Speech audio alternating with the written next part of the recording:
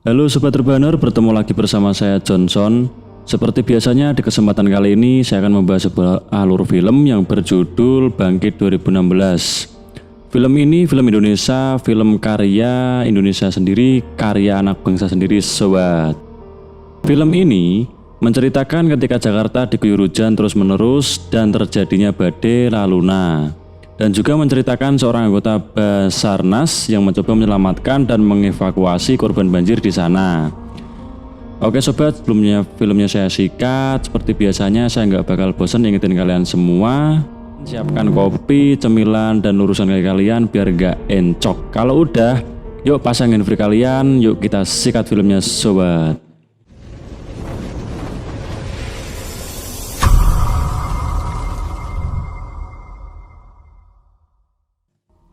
Pada awal film, kita diperlihatkan sebuah kecelakaan mobil dan bus yang masuk ke jurang.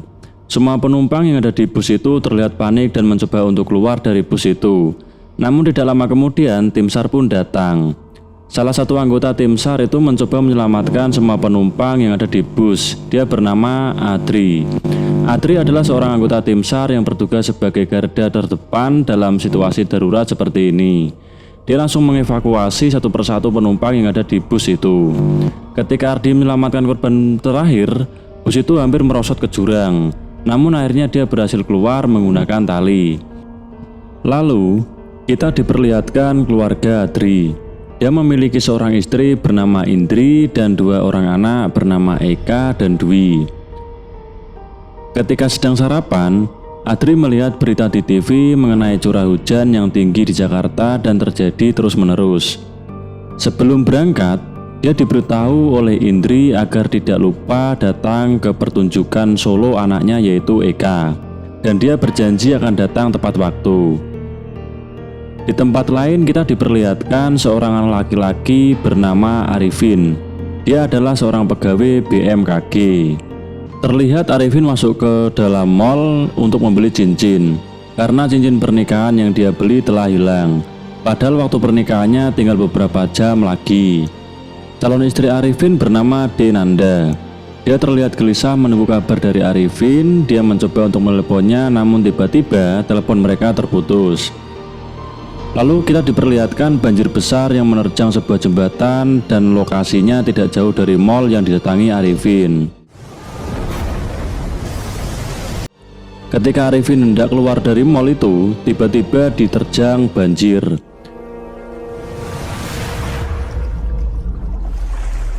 Di tempat lain, Adri yang sedang mengantarkan anaknya ke sekolah tiba-tiba ditelepon oleh atasannya untuk melaksanakan tugas dan membuatnya tidak bisa mengantarkan anaknya pergi ke sekolah. Lalu Adri pun bergegas ke lokasi banjir. Di situ terlihat tim SAR sudah mulai memasuki mall untuk mengevakuasi para korban. Arifin yang masih hidup mencoba keluar dan menyelamatkan orang yang terjebak di dalam mobil. Namun sayangnya dia malah terjebak lilitan kabel dan tidak bisa melepaskannya. Bersamaan dengan itu, Adri yang sedang melakukan pencarian melihat Arifin yang terjebak dan langsung menyelamatkannya. Karena peristiwa itu, pernikahan Arifin pun batal dan membuat Denanda marah. Meskipun Arifin sudah menjelaskan semuanya. Pagi harinya, Eka terlihat marah karena Adri tidak menepati janjinya untuk menyaksikan penampilan solo Eka. Namun Indri mencoba menjelaskan ke Eka kenapa ayahnya tidak bisa datang. Tidak lama kemudian mereka mendengarkan teriakan warga. Ternyata di luar rumah sudah terjadi banjir dan rumah Adri pun mulai digenangi air yang terus naik. Melihat hal itu, mereka menyelamatkan barang yang dianggap penting dan langsung naik ke lantai atas. Namun karena banjir yang sangat besar, membuat mereka harus naik lagi sampai ke atap rumah. Kemudian Adri mendengar suara teriakan anak kecil meminta tolong karena terjebak dan hampir terseret oleh arus banjir. Adri pun langsung melompat dan menyelamatkannya. Akhirnya Adri berhasil menyelamatkan anak itu dan membawanya ke tempat yang lebih aman.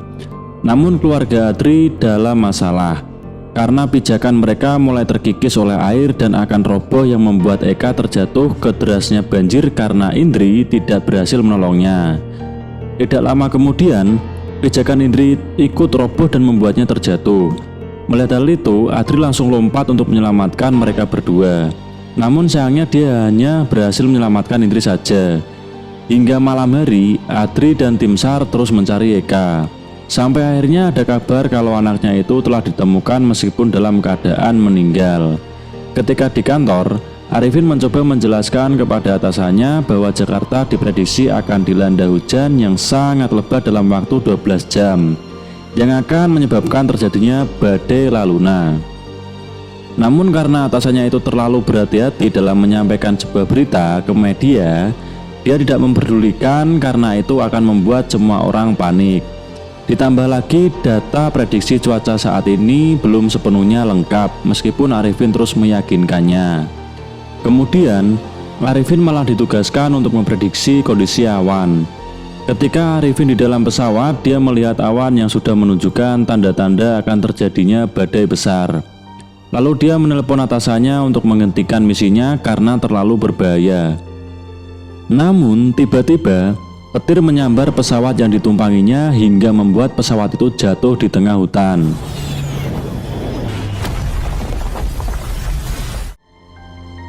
Secara cepat, tim SAR mendapatkan informasi tentang jatuhnya pesawat itu dan langsung menuju ke lokasi. Di sini ternyata Arifin masih hidup dan langsung menembakkan flare gun yang dia temukan untuk meminta bantuan. Tim SAR pun langsung menuju ke flare gun itu untuk menyelamatkan Arifin dan membawa ke posko. Di sisi lain, Indri mengungkapkan kekecewaannya terhadap Adri karena meninggalnya Eka. Namun Adri menjawab bahwa tidak ada satupun orang tua di dunia ini yang rela kehilangan anaknya.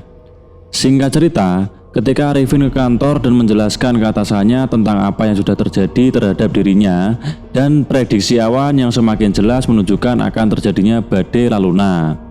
Namun atasannya itu tidak mendengarkannya. Karena panik, Arifin langsung memberikan informasi ke media kalau beberapa jam lagi akan datang badai yang membuat Jakarta tenggelam. Dan pastinya berita itu membuat semua orang panik. Berita itu dengan cepat menyebar sampai ke telinga gubernur.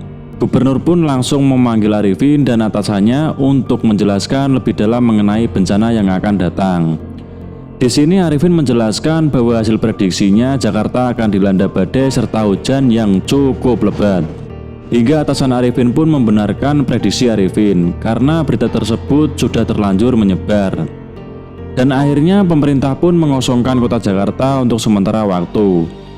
Semua orang yang mendengarkan berita itu pun langsung panik dan bergegas meninggalkan kota Jakarta hingga membuat semua orang berebut untuk masuk ke mobil evakuasi. Namun ketika Indri dan Dwi hendak masuk ke mobil evakuasi, tiba-tiba Denanda datang dan memberikannya tumpangan. Singkat cerita, Adri dan Arifin mencari terowongan bawah tanah di internet. Tujuannya adalah untuk mengalirkan air banjir ke laut, namun mereka agak kesulitan untuk mencarinya. Hingga saat mereka membaca situs terakhir, Adri mendapatkan info bahwa yang mengetahui terowongan itu bernama Profesor Iwan Pongki. Setelah itu, mereka berdua berniat pergi untuk mencarinya. Indri yang sedang dalam perjalanan menelepon Adri dan menanyakan keadaannya. Lalu Adri memberitahu kalau dia sedang mencari Profesor Iwan Pongki karena orang itulah yang bisa menyelamatkan kota Jakarta. Denanda yang mendengar percakapan mereka ternyata mengetahui keberadaan Profesor Iwan Pongki karena dia adalah pasiennya. Setelah itu, Denanda langsung putar balik menuju ke rumah sakit untuk menemui Profesor. Di sisi lain terlihat tim SAR yang sedang melakukan pengeboran untuk menemukan titik terowongan rahasia itu. Pengeboran selesai, bom sudah bisa langsung dipasang. Saat sampai di rumah sakit, ternyata bangunannya sudah terendam banjir cukup dalam ditambah lagi listrik yang konslet. Sehingga Denanda harus berhati-hati untuk menyelamatkan Profesor yang terjebak di sana. Singkat cerita, Denanda berhasil membawa Profesor Iwan keluar dan langsung membawanya pergi untuk menemui Adri dan Arifin. Namun sayangnya akses jalan untuk mereka bertemu ditutup, sehingga mereka harus melalui jalan yang lebih jauh. Kemudian Adri menelepon dan menyuruhnya untuk tetap di tempat karena Adri yang akan mendatanginya. Terlihat juga di sisi lain TNI hendak melakukan pengeboman agar air bisa dialirkan ke sana. Namun ketika bom diledakkan, secara tiba-tiba terowongan yang mereka lewati runtuh dan menyebabkan gempa. Sedangkan Adri dan Arifin malah terjebak macet saat hendak menemui Denanda. Lalu mereka menukarkan mobilnya dengan motor agar bisa sampai lebih cepat. Karena akses jalan sudah tidak mungkin dilalui mobil, akhirnya orang-orang berlarian, tetapi tidak dengan Profesor. Tidak lama kemudian, Adri datang dan langsung menyelamatkan Profesor. Profesor aman sama saya. Ayo. Setelah itu, Profesor menjelaskan dan memberikan sebuah peta terowongan itu. Dengan sangat cepat, Arifin bisa mengingatnya. Ketika mereka akan pergi ke lokasi, tanpa disadari peta yang mereka bawa terjatuh dan ditemukan oleh Dwi. Lalu dia langsung menyusul ayahnya untuk memberikan peta itu. Indri yang sedang membantu Profesor Iwan ke tempatnya lebih aman, malah lalai terhadap anaknya sehingga Dwi hilang tanpa sepengetahuannya. Indri pun panik dan langsung mencari Dwi, namun dia tidak menemukannya. Ketika sampai di lokasi, Adri dan Arifin baru menyadari kalau petanya sudah hilang, sehingga mereka harus menemukan titik terowongan itu tanpa peta. Untungnya ingatan Arifin sangat kuat dan mereka berhasil menemukan titik terowongan itu. Bersamaan dengan itu, Dwi sampai ke lokasi dan langsung masuk ke terowongan untuk menyusul ayahnya. Namun Dwi tidak menemukan keberadaan ayahnya itu. Karena panik, Indri lalu menelepon Adri dan memberitahu kalau Dwi telah membawa peta itu. Yang berarti kemungkinan dia berada di terowongan. Mendengar hal itu, Adri langsung masuk ke terowongan, namun Adri merasa kesulitan untuk menemukan anaknya. Lalu dia diberitahu kalau terowongan itu akan segera diledakkan. Arifin pun langsung masuk ke terowongan untuk membantu Adri mencari anaknya. Sedangkan Indri dan Denanda mendatangi stasiun dan meminta menunda peledakannya. Karena di dalam terowongan ada suami dan anaknya. Namun ketika Dwi ditemukan, secara bersamaan bom diledakkan. Dan air pun memasuki terowongan itu sehingga mereka berdua terjebak di sana. Tapi untungnya ada lubang kecil yang bisa digunakan Dwi untuk keluar. Kemudian dia minta tolong, dengan cepat tim SAR datang dan langsung menyelamatkan Dwi. Kemudian mereka semua pergi ke ujung terowongan untuk menemukan Adri. Terlihat di sini Adri mencoba membuka pintu besi agar dia bisa keluar dari terowongan itu. Namun dia tidak bisa membukanya. Karena berada cukup lama di dalam air, Adri pun tak sadarkan diri. Namun untungnya Arifin datang dan berhasil membuka pintu besi itu. Mereka pun langsung terseret air sampai ke ujung terowongan yang menuju ke laut. Akhirnya mereka berdua berhasil keluar dan selamat dari peristiwa itu. Dan film pun berakhir dengan ending istri dan anaknya yang sudah memaafkan Adri atas meninggalnya Eka. Film pun tamat.